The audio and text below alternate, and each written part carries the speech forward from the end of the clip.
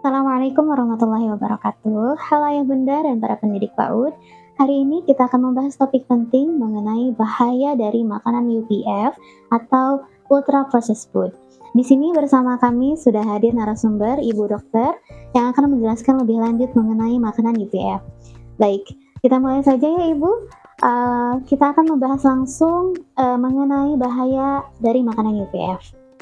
Baik, Ibu, pertanyaan pertama, mungkin banyak orang tua yang belum paham ya mengenai apa itu makanan ultra processed food atau disingkat UPF. Jadi makanan UPF itu adalah makanan yang diproses oleh pabrik secara berlebihan. Dari mulai kandungannya itu banyak mengandung gula, garam, kemudian penyedap rasa, pengawet, dan juga bumbu-bumbu buatan yang berlebihan yang membuat makanan itu jadi berbahaya jika dikonsumsi terlalu sering.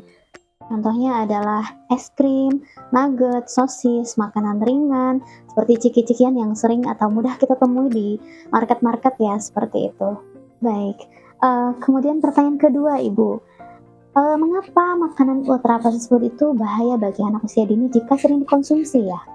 Makanan UPF itu berbahaya karena yang pertama itu gulanya tinggi ya, bisa memicu obesitas, kemudian gigi berlubang, kemudian resiko diabetes, dan kemudian garam yang tinggi itu akan memperberat kerja ginjal, kemudian juga ada lemak jenuh dan trans di dalamnya yang bisa meningkatkan gangguan atau resiko kesehatan sejak dini.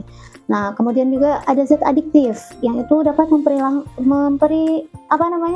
mempengaruhi perilaku ya anak, seperti jadi hiperaktif atau juga bisa jadi sulit konsentrasi, dan yang terakhirnya itu karena minim gizi. Jadi anak yang cepat kenyang tapi tidak dapat nutrisi yang penting, begitu.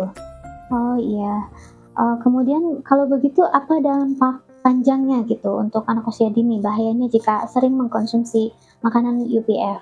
Jadi dalam jangka panjang ya, anak itu beresiko mengalami obesitas, gangguan metabolik, keterlambatan perkembangan, kemudian masalah kesehatan, kesehatan mental ya, kemudian juga bisa menurunkan kemampuan belajar ya.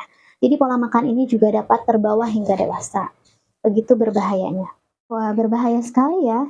Kemudian bagaimana ya caranya Bu, agar kita mengenali mana makanan UVF yang berbahaya dan mana yang tidak? Ibu di rumah ataupun para pendidik lainnya bisa melihat ciri-ciri dari makanan UVF itu, yang pertama, tahan lama ya, karena dia banyak mengandung pengawet, dan banyak bahan kimia tambahannya. Kemudian juga kemasannya sangat menarik dan rasanya sangat kuat gitu, strong gitu ya. Kemudian juga mengandung istilah dari seperti MSG, sorbitol, flavor, itu di apa namanya, di kemasannya itu tergantung yang seperti itu. Dan yang terakhir itu tidak lagi menyerupai bentuk makanan asli, karena sudah diolah sedemikian rupa. Oh ya, baik. Itu cara untuk orang tua agar mudah mengenali ya Bu, mana makanan yang UVF, mana yang tidak. Baik, kalau begitu jika makanan UVF perlu dibatasi, maka makanan seperti apa ya bagi orang tua, untuk diberikan kepada anaknya gitu? Sebagai orang tua ya, sebagai pendidik, kita, lebih baik memberikan makanan yang minim proses. Jadi makanan-makanan yang alami seperti buah potong, sayuran kukus, telur, ikan, kentang rebus, roti gandum, dan juga, camilan homemade gitu ya, yang dibuat oleh ibu di rumah, gitu. Oke, berikutnya pertanyaan terakhir ya, Bu. Bagaimana cara alternatifnya agar anak itu tidak kecanduan makan IVF? Tips untuk orang tua. Ya, terakhir tips untuk para orang tua ya di rumah, agar anak kita tidak ketergantungan, tidak kecanduan makanan UVF. Yang pertama, kita bisa sediakan camilan yang sehat di rumah ya.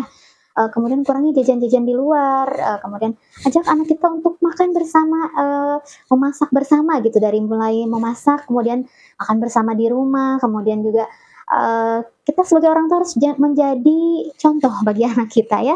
Kita sebagai orang dewasa, sebagai orang tua tidak boleh makan makanan yang UPF gitu, supaya anak kita tidak mengikuti ya. Dan terakhirnya, selalu terapkan aturan membaca label sebelum membeli ya, agar kita tahu mana yang sehat dan mana yang tidak, dibaca dulu kandungannya terdapat apa saja, seperti itu. Baik, terima kasih Ibu atas penjelasannya mengenai makanan UVF ini.